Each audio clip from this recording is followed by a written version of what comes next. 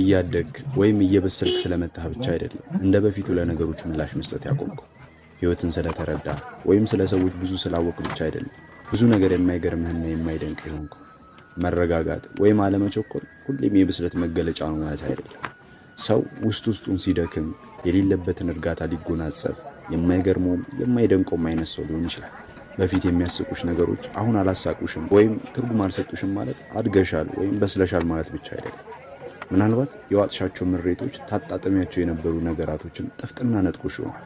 ስለበሰልክ ወይም ስላደግ ብቻ አይደለም ቀልድና ጨዋታ የቀነስከው። ምናልባት ደስታህን የሆነ ነገር በማግኘት ላይ አኑራው ሊሆንም ይችላል።